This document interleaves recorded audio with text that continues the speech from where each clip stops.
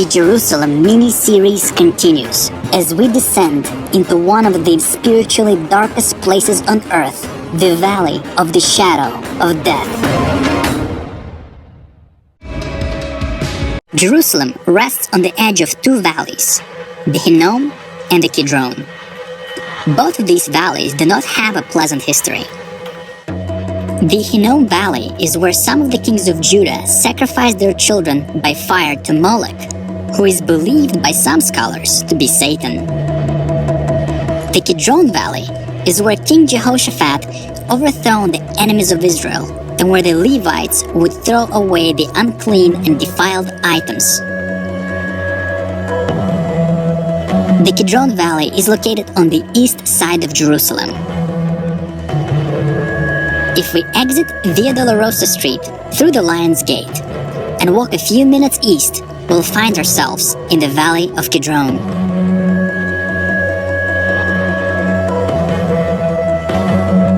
Today, the valley is a mix of ancient and modern graveyard. Since many Jews believe that they will be resurrected when the Messiah will come through the East Gate, they are willing to pay big money to be buried as close to the gate as possible, so they could be the first to enter the new kingdom.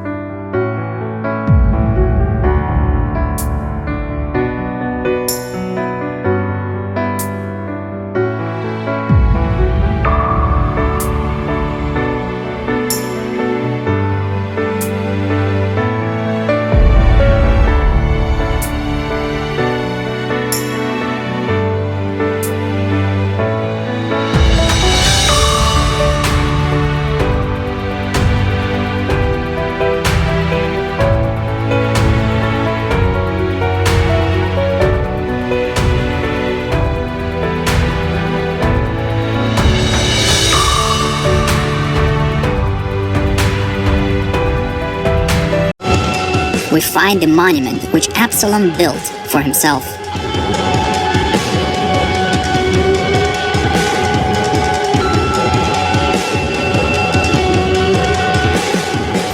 Throughout generations, the Jews had an interesting custom to bring their children here and have them throw rocks at the monument.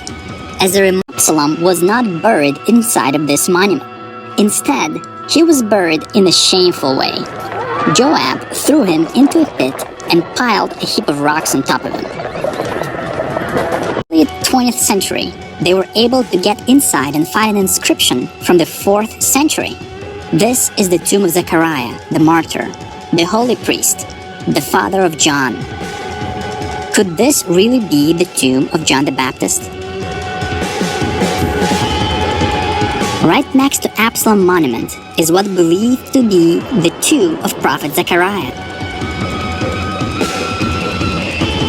However, the archaeologists could not yet find the actual tomb, as they have evidence to believe that this is a monolith, completely carved out of the solid rock and does not contain a burial chamber.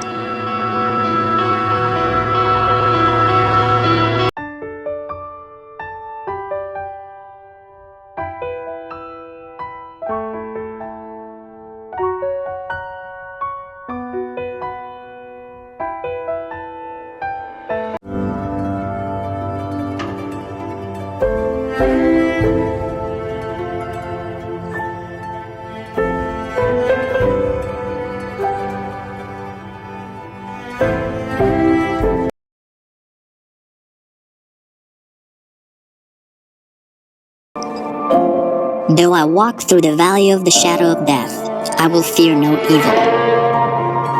For you are with me, your rod and your staff, they comfort me. Because this valley is located on the east side of Jerusalem, it is covered in shadow most of the day.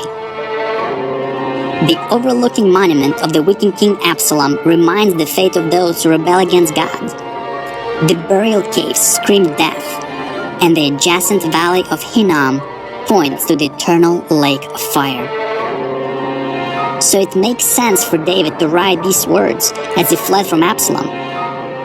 But it even makes more sense to apply it to Jesus. When Jesus was captured in Gethsemane, he had to actually walk through this valley and into Jerusalem.